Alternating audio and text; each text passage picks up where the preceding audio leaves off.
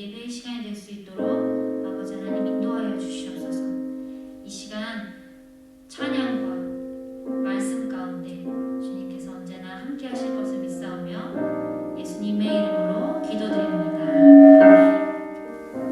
우리 시간 심령이 가난한 자를 언제나 주님께서 지켜주시고 인도하시는 믿으며 우리 시간 함께 찬양하겠습니다.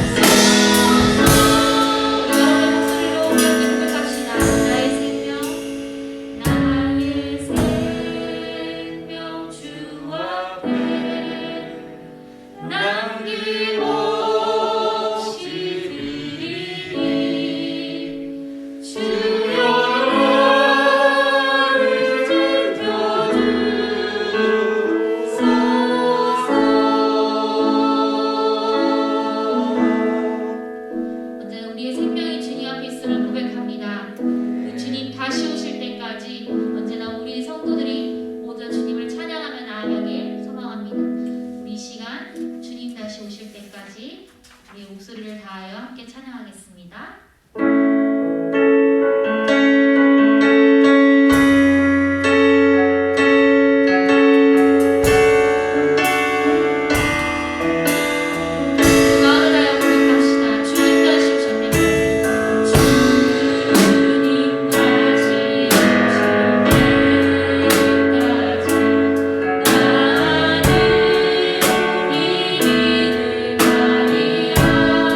주님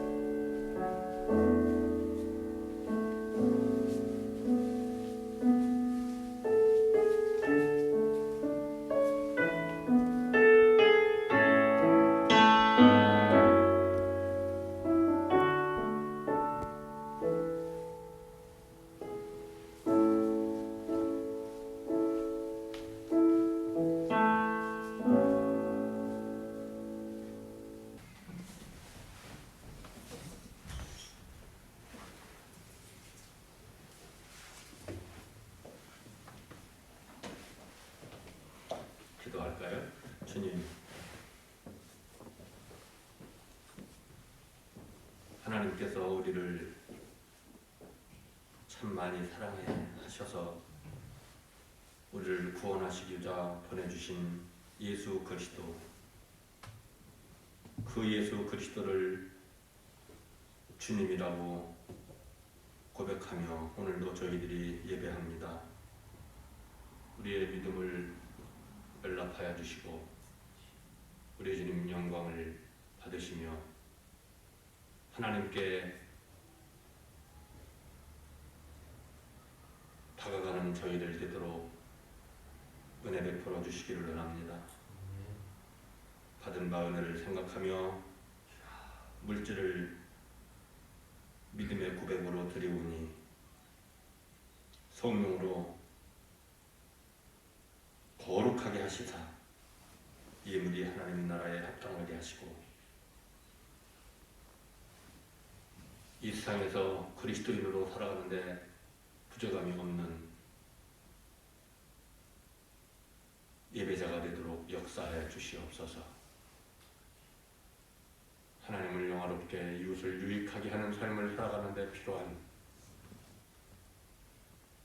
신령한 복과 삶 속에서 능력을 허락해 주옵소서.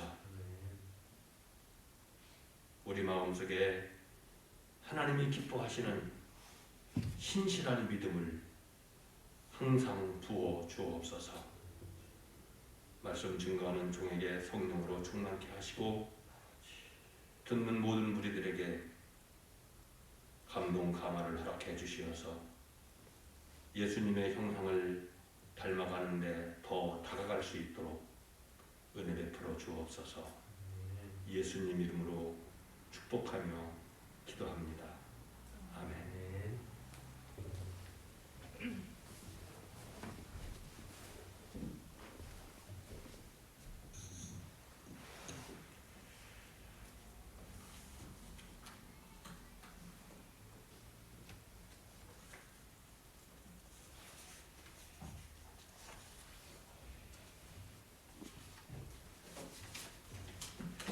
우리 한번 따라서 다시 한번 제목을 따라서 해보시겠습니다. 항상 주 안에서 선택하는 믿음을 주소서.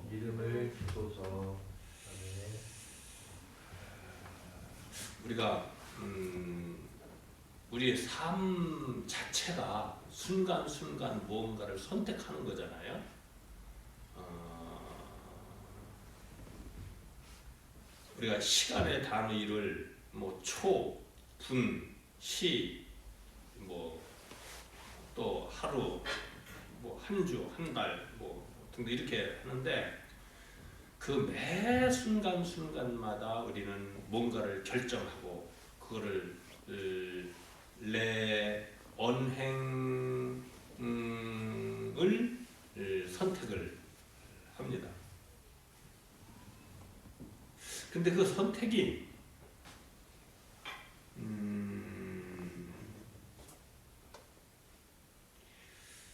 별 의미 없는 그저 그런 선택일 때도 간혹 있지만, 그러나 우리의 그 어떤 선택에 영적인 의미를 부여하면 굉장히 중요한 선택일 때가 많이 있습니다.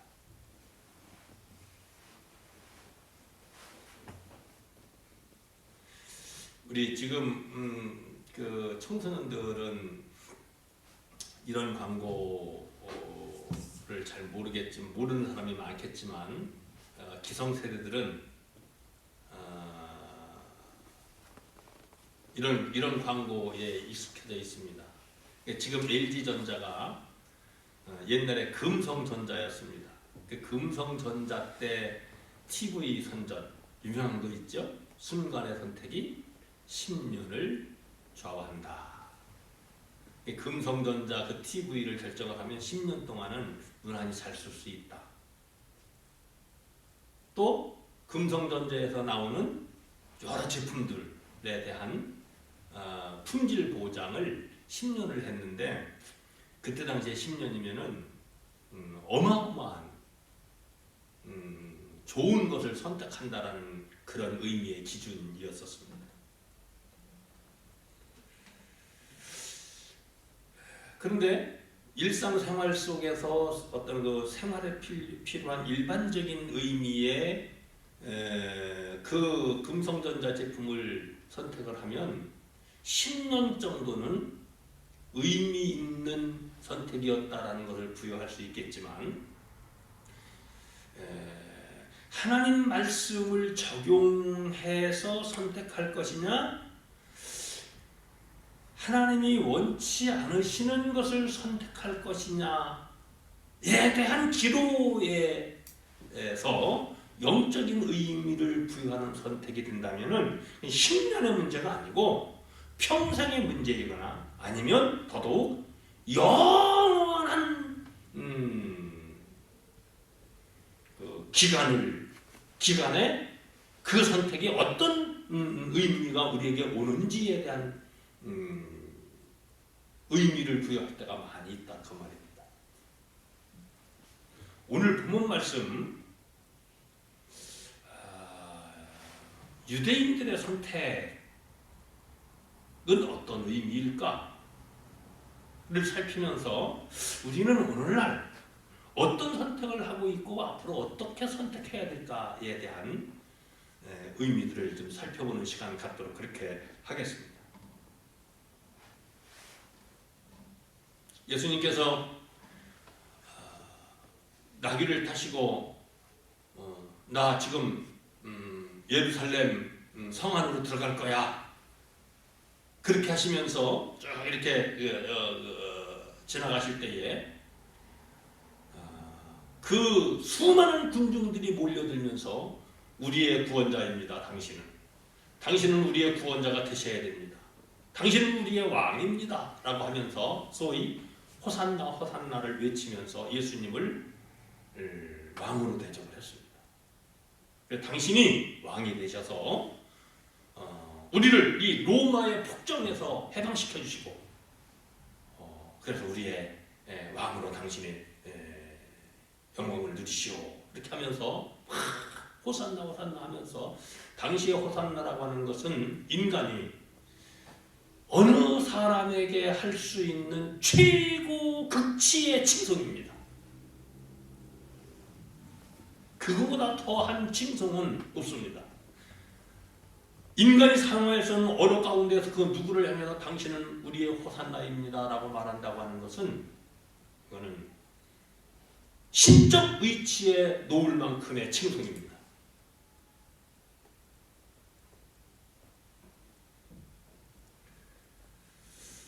그런데 그 예수님이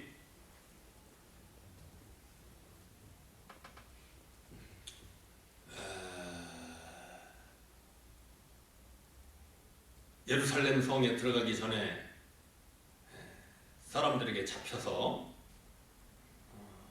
법정에 섰다는 소문이 막 나기 시작을 했습니다.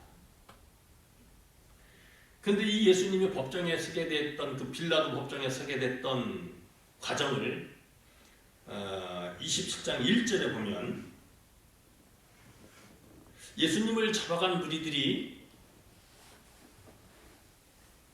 예수님을 어떻게 처형을 할까에 대해서 의논을 했습니다.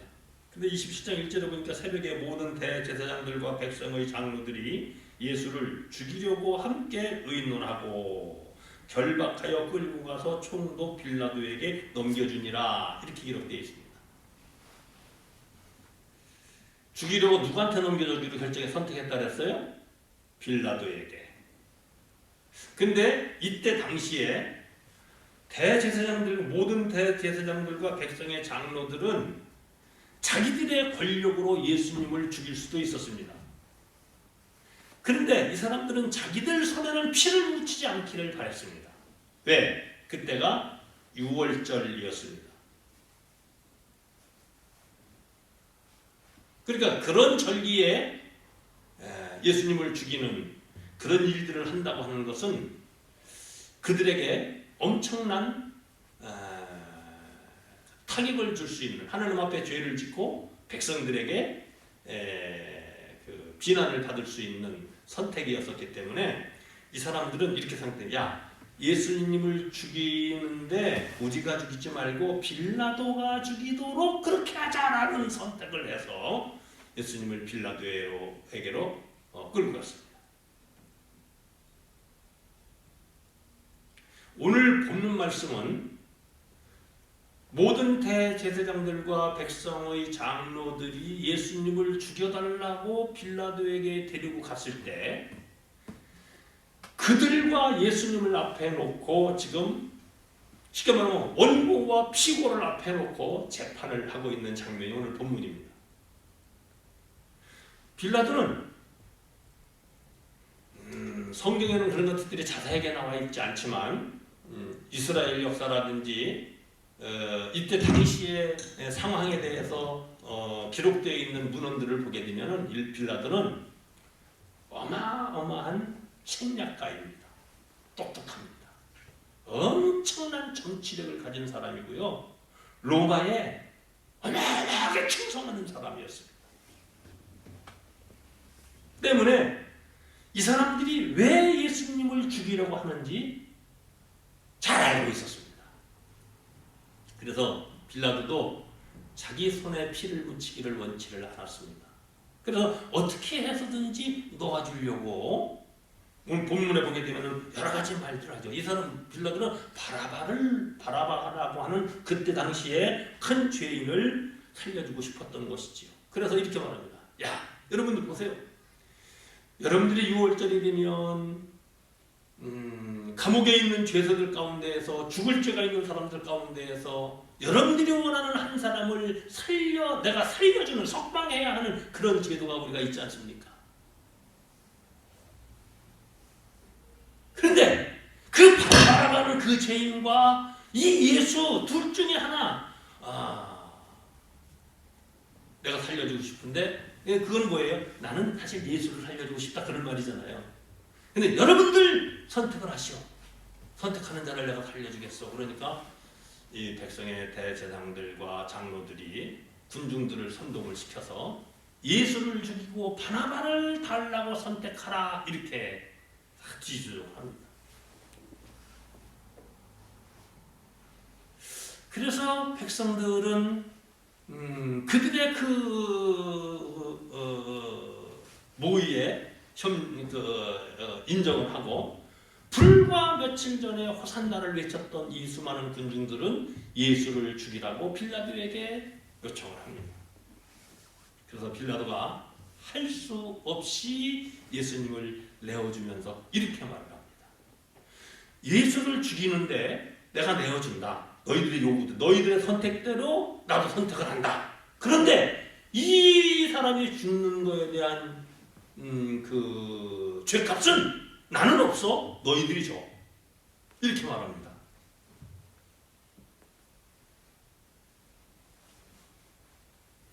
이 사람은 무죄한 사람이야.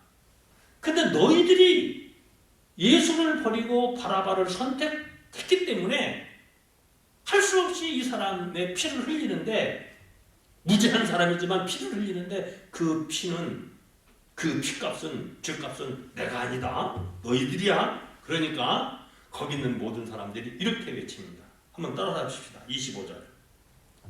누가복음 27장 25절 시작. 백성이 다 대답하여 가로되 그 피를 우리와 우리 자손에게 돌릴지어다 하거늘. 그러니까 이제 빌라도가 이에 바라바는 저희에게 놓아주고 예수는 채찍질하고 십자가에 못 박히게 넘겨주니라. 이렇게 기록되어 있습니다.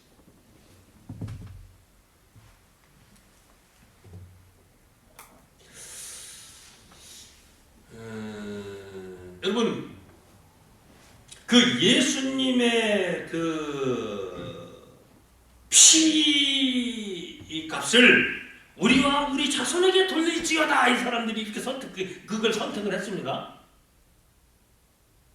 그런데 요거 우리와 우리 자손에게 그 핏값을 돌려라. 이 선택이 이 사람들에게 이루어졌을까요? 안 이루어졌을까요? 하나님께서 예수님을 십자가에 못 박은 이들의 그 죄값을 이 사람들과 이 사람들 자손들에게 물으셨을까요? 안 물으셨을까요?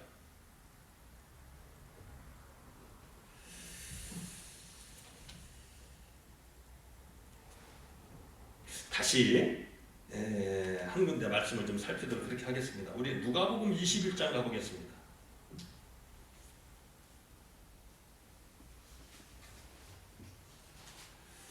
누가복음 21장에 어느 날 예수님이 그러니까 오늘 마태복음 27장에 있는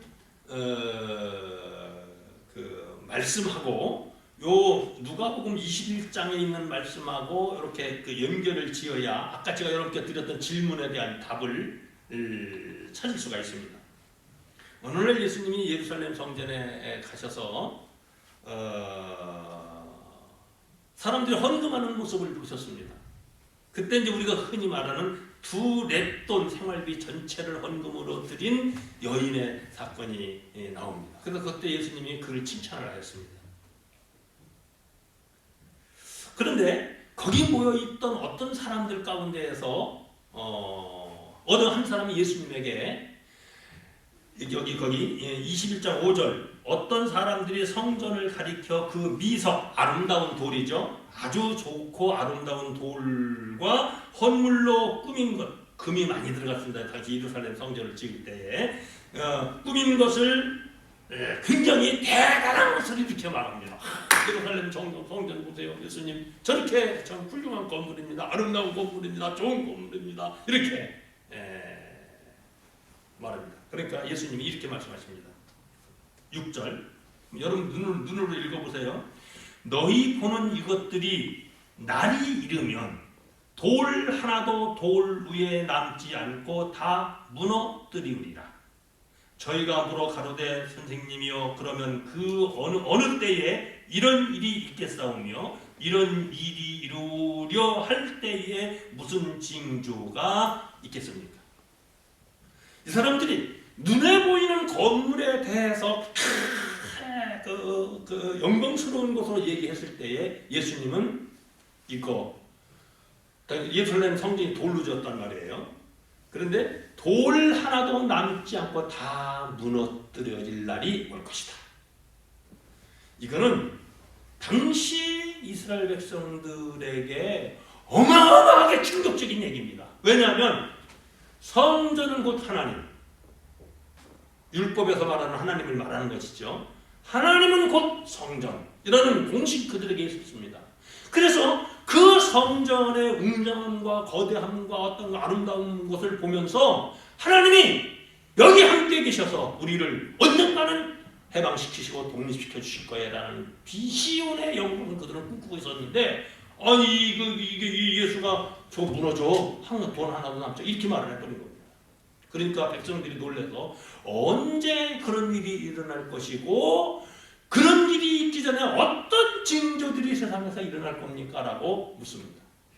그러니까 예수님이 제가 이 설명을 하기 위해서 이 성경 절수를 이렇게 좀 그렇게 왔다 갔다 하면서 말씀을 드리겠습니다. 예수님이 이렇게 말씀하십니다. 32절에 누가복음 21장 32절 내가 진실로 너희에게 말하노니 이 세대가 지나가기 전에 모든 일이 다 이루리라.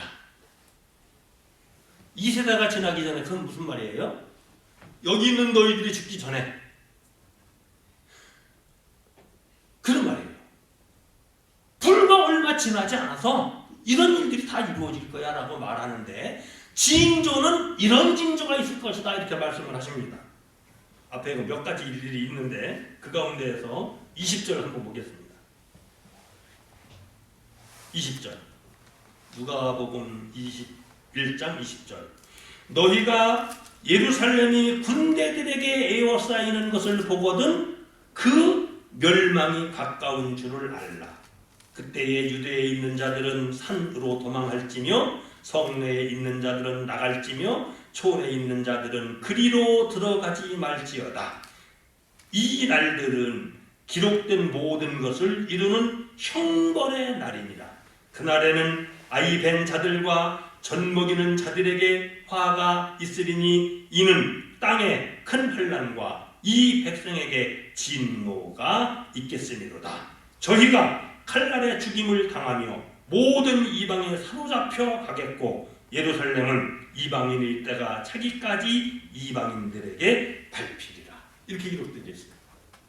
자, 이제 저를 보시고요. 설명을 드리겠습니다.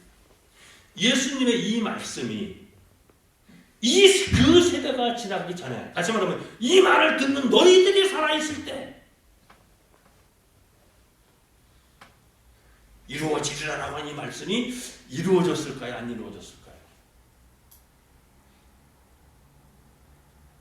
바라바와 예수 둘 중에 하나를 선택하라는 이때에 예수를 죽이고 바라바를 선택하면서 그 피를 우리와 우리 자손들에게 돌려도 괜찮아, 이렇게 말했던 그들에게 그 말씀이 성취되었을까요? 안 되었을까요? 오늘 이 말씀들은 예수님이 33세 정도 되셨을 때에 있었던 일입니다. 그러니까 우리가 흔히 말하는 쉽게 계산해서 서기 33년 혹은 30년이라고도 합니다. 예수님의 탄생을 서기 기원 전 4년으로 볼 거냐, 예수님의 탄생을 서기 1년으로 볼 거냐, 어떤 거를 기준화에 따라 다르는데, 우리 통상적으로 그냥 예수님을 중심으로 해서 역사를 해석을 우리가 흔히 하잖아요. 그랬을 때에 서기 33년경에 예수님이 예루살렘 멸망과 그 핏값이 그들에게 돌아갈 것에 대한 말씀을 하시는 것이 서기 33년 정도로 우리가 계산을 해보자고요. 왜 예수님이 33살에 돌아가셨습니까? 그들에게 사형 선고를 받으셨던 거니까. 사람들은 의식했는지 그 피 우리와 우리 자손에게 돌려, 그렇게 그때 쭉 던졌던 그 말에 대해서 얼마나 심각하게 영적인 의미를 부여했는지 우리는 알 수 없지만, 예수님이 돌아가시고 33, 4, 5년이 지나갑니다. 다시 말해 서기 66년이 됐습니다. 예수님이 돌아가신 이후에 서기 66년이 되는 그 기간 동안, 약 30여 년이 지나는 기간 동안 이스라엘 사람들이 어마어마한 로마의 폭정에 의해서 고난을 많이 당합니다. 많이 죽고 등등 참 고생을 굉장히 많이 합니다. 이집트에서 400여 년 동안의 정살이는 그거는 장난에 불과할 정도로 로마의 폭정이 참 심했습니다. 많은 사람들이 고난을 당했습니다. 그러다가 66년쯤 됐을 때에, 여러분 어느 시대든 우리나라 일제 식민 시대에도 일제 친일파가 돼서 일제하고 꾹꾹 해서 잘 먹고 잘 사는 사람이 있고 독립운동한 사람들도 있고 그러잖아요. 어느 시대든지 다 그런 거 아니겠어요? 이때에도 마찬가지였습니다. 로마하고 싸워서 전쟁을 해서 우리가 독립을 하자라는 독립파가 있었고, 뭔 소리야, 로마 같은 군대를 우리가 어떻게 이겨? 그 막강하고 우리가 이길 길이 없어. 그러니까 차라리 그냥 고생스러워도 시키는 대로 하면서 사는 게 나아. 그런 사람도 있고, 어떤 사람은 적극적으로 거기 빌붙어서 먹고 사는 사람들이 있고, 성경의 역사를 보게 되면 이 대제사장들과 백성의 장로들은 바로 로마의 권력과 빌붙어서 백성들의 피를 빨으면서 먹고 살았던 사람들입니다. 그런데 백성들 가운데에서 유능한 리더십을 가진 사람들이 중에 독립운동을 늘 주장했던 사람들이 서기 66년에 본격적인 조직을 해가지고 성전 주변에 있는 로마 경비병들을 죽이고 성전에 들어가서 거기 또 사람들을 죽이고 해서 독립선언을 합니다. 그래서 임시정부를 설립을 합니다. 서기 66년에. 그런데 이들이 내걸었던 그 구호는 이거였습니다. 우리가 약한 건 사실이다. 로마가 강한 건 사실이다. 우리가 우리의 힘으로 싸워서 이길 수 있는 가능성은 0%다. 그런데 하나님이 함께 하시면, 하나님이 우리를 도우시면, 하나님이 우리에게 함께 하시면, 하나님이 우리에게 복을 주시면 우리는 우리의 미약한 힘이지만 로마와 싸워서 이길 수 있어! 이렇게 외치면서 사람들을 막 선동을 했던 겁니다. 그 단합을 시켰던 겁니다. 그래서 거기에 많은 사람들이 동조를 해서 아까 말씀드린 것처럼 예루살렘 점령에 성공을 했습니다. 그런데 문제가 생겼습니다. 로마에서 그냥 둘까요, 안 둘까요?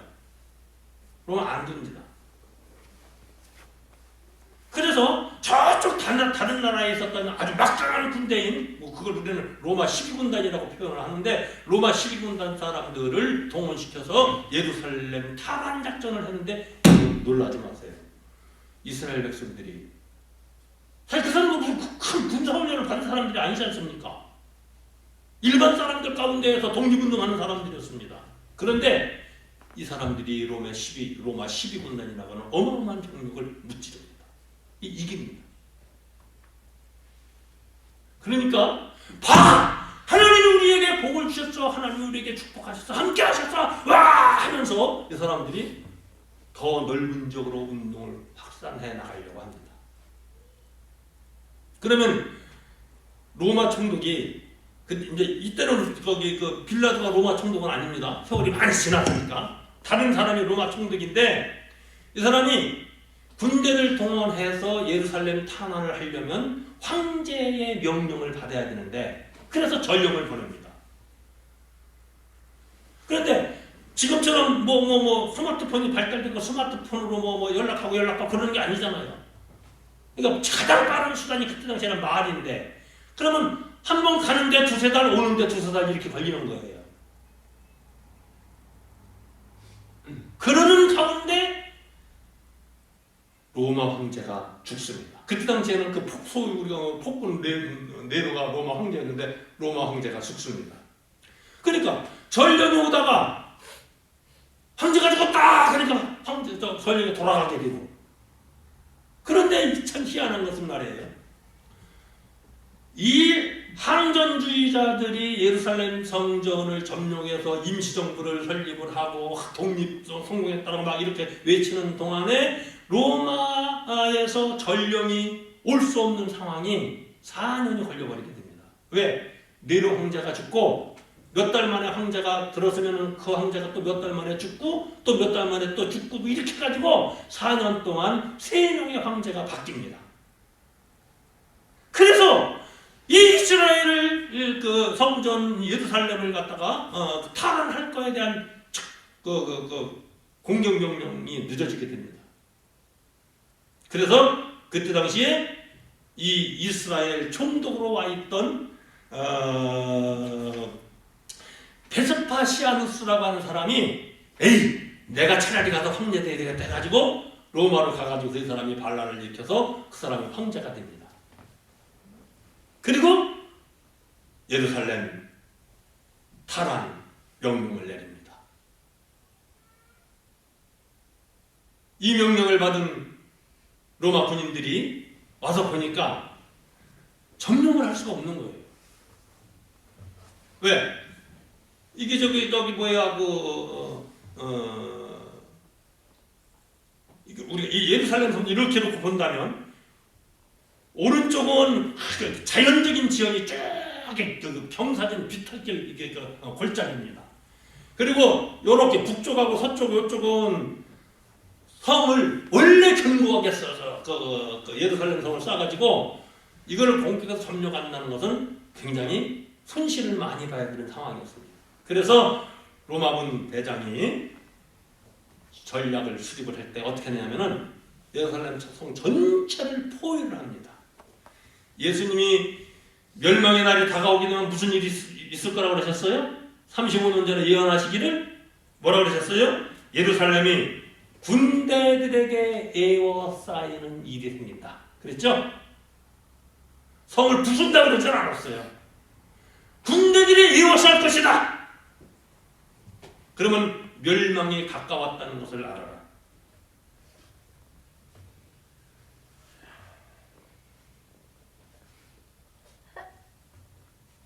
그리고 로마 군대는 아까 말씀드린 비탈길이 있다 그랬잖아요. 거기 성지순례 가서 예루살렘 이렇게 동쪽에서 이렇게 보게 되면은 그 진짜 비탈길이 어마어마하게 길고 가파릅니다.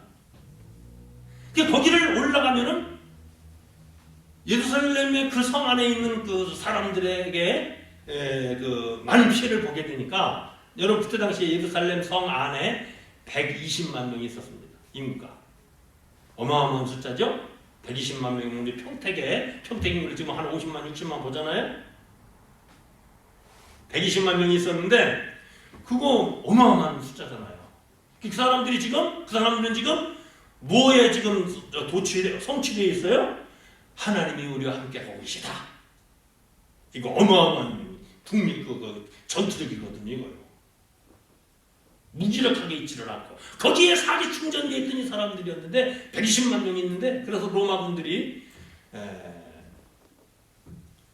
진격을 하지 않고 둘러싼 다음에 이 비탈길 자연요새지를 흙을 믿고 시작을 합니다. 예루살렘 성 높이까지. 그래서 성경에 보게 되면 토담을 쌓는다는 말이 성취가 되는 겁니다. 그래서 흙으로 쌓아서 예루살렘 성 높이까지 쌓게 되는데 5개월이 걸립니다. 둘러싼 다음에. 예수님이 뭐라고 하셨어요? 그날에 21절에 그때 유대에 있는 자들은 산으로 도망갈지며 예루살렘 성내에 있는 사람들은 성을 나갈 것이며 도망갈 것이며 초원에 있는 사람들은 성으로 들어가지 말지어다. 23절 그날에는 아이된 자들과 젖먹이는 자들, 그러니까 아이 있는 자들이죠. 화가 있을지다. 그런 말씀이었어요. 왜?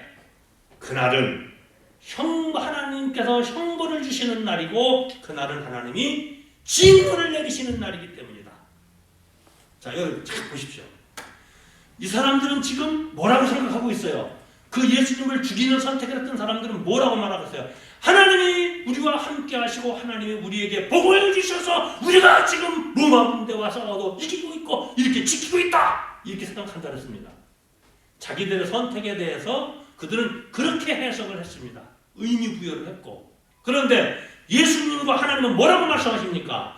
그날이 오게 되면 그날은 하나님이 그들에게 형벌을 내리는 날이고 하나님이 그들을 향해서 진노하는 날이다. 다시 말해서 이 세대가 지나기 전에 핏값을 찾으라는 말씀이 성취되는 날이다. 그런 뜻입니다. 자, 마침내 로마 사람들은 5개월을 이 사람들로 포위를 해서 토성을 쌓고 점령을 해갑니다. 이제 들어가서 보니까 아이가 없는 거야. 아기가 없는 거예요.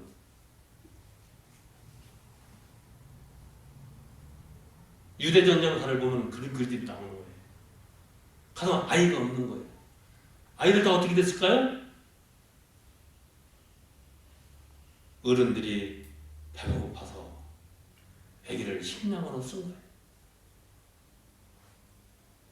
어떤 말씀이 이루어진 거예요? 여러분, 그 어린아이들을 먹을 것이 없어서 식량으로 사용하는 어른들, 그 엄마, 아빠의 마음이 어떻겠어요? 그러겠죠?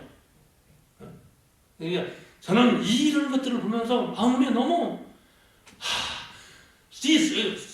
어떤 선택을 했을 때 그 선택의 결과가 오는 그 어떤 그 아픔들에 대해서 너무 이 가슴에 애드는 거예요.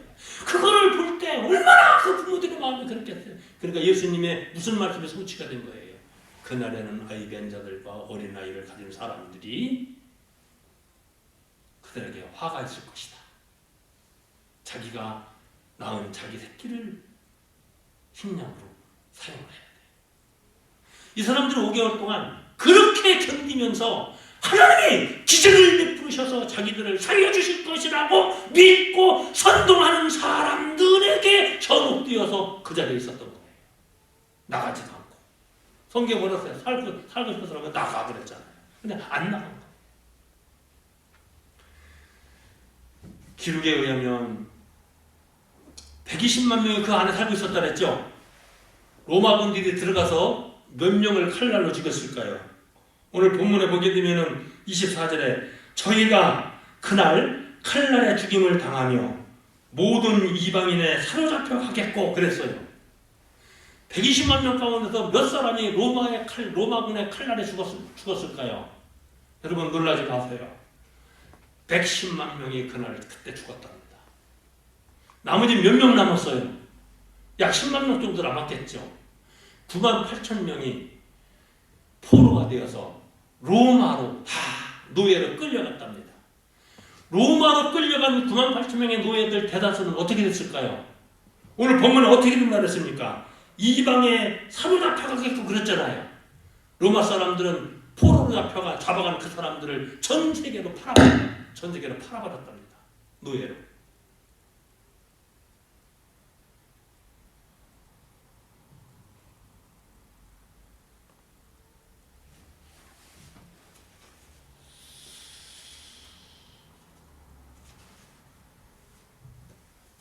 그리고 아까 말씀드렸던 그 성전의 그 아름다움에 대해서 미석과 좋은 돌들과 훌륭한 그렇게 성전 건물을 칭송했던 사람들에 대해서 예수님 어떻게 말씀하셨다 그랬어요? 돌 하나도 돌 위에 남지 않고 다 무너지려 하셨잖아요. 예루살렘 성전은 어떻게 됐을까요, 여러분? 그 아름답고 웅장했던 예루살렘은 어떻게 됐을까요? 여러분 로마에 여행 가셨던 분들은 아시고 너무 유명한 거니까 지진이 나서 이렇게 일부 헐고 일부 남았던 그 콜로세움이라고 하는 그 경기장 있죠. 그게 기초돌을 닦고 상당수의 돌들이 예루살렘 성전을 허물어서 가지고 간 돌들로 그걸 지은 거예요. 그 건물을 12년 동안 예루살렘 성전 허물어 가서 12년 동안 그 콜로세움이라는 건물을 지은 건데 시간이 지나면서 지진에 의해서 일부 무너지고 일부 그렇게 된 것이죠.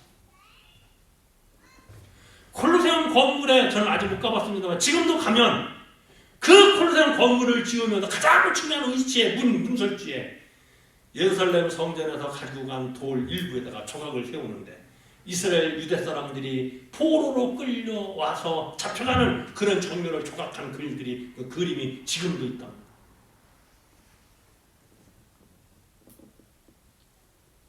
결론을 내리겠습니다.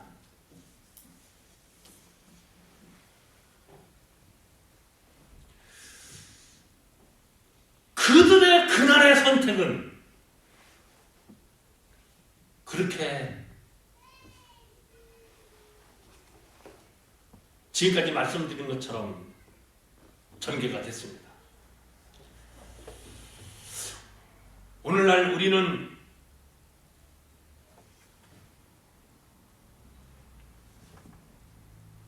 그들과 같은 똑같은 형태는 아니지만 우리의 생활 속에서 예수님을 포기하고 다른 것을 선택해야 되는 거냐? 말씀을 포기하고 세상적인 거, 정욕적인 거를 선택할 거냐? 여러 생활의 염려 가운데에서 생활의 염려 속에서 진리를 선택할 거냐? 비진리를 선택할 거냐? 이렇게 이런 의미를 부여하면서 선택의 기로에 설 때가 많이 있습니다.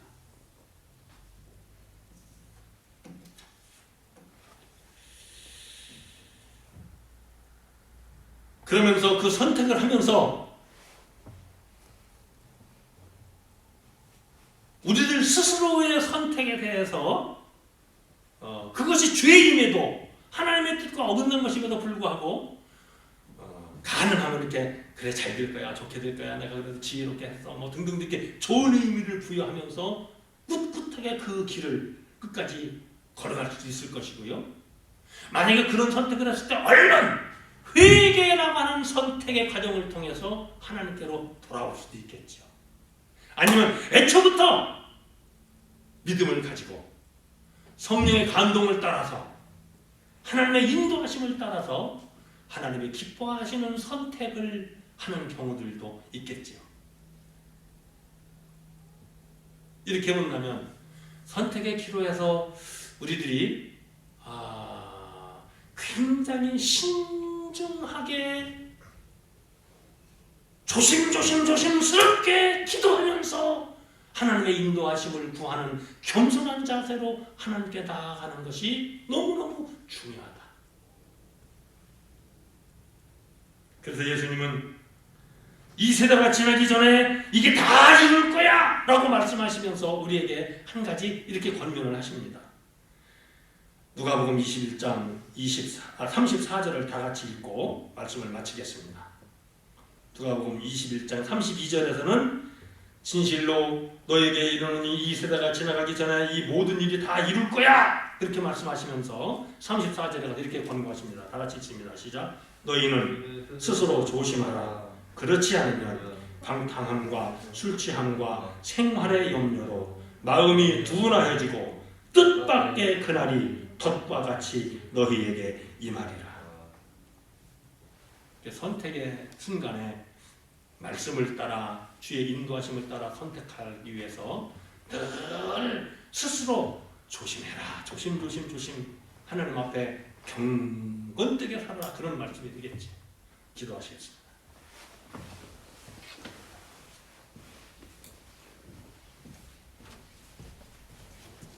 주여, 우리의 선택이 항상 주 안에서 믿음을 갖고 말씀을 따라 선택하는 그런 복을 받기를 소원합니다. 하나님은 슬퍼하시고 혹은 진노와 형벌로 다가오시는데 스스로 가짜 믿음에 도취하고 자기 이익과 자기의 어떤 그 편의와 자기의 어떤 그 교만에 도취되어서 하나님이 주시는 복이라고 억지 자기중심적으로 평가하며 선택하지 아니하고 하나님이 기뻐하시고 하나님이 영광 받으시는 그러한 선택을 늘 할 수 있도록 주여 스스로 조심하며 살아가는 저희들 되도록 은혜를 베풀어 주옵소서. 이 마음의 소원을 갖고 멀찍인 믿음의 권속들 위에 주 예수 그리스도로부터 오는 은혜와 하나님 아버지의 풍성하신 사랑과 성령님의 감동, 감화, 인도, 보호하시는 은혜가 영원토록 함께 하시기를 간절히 축원합니다.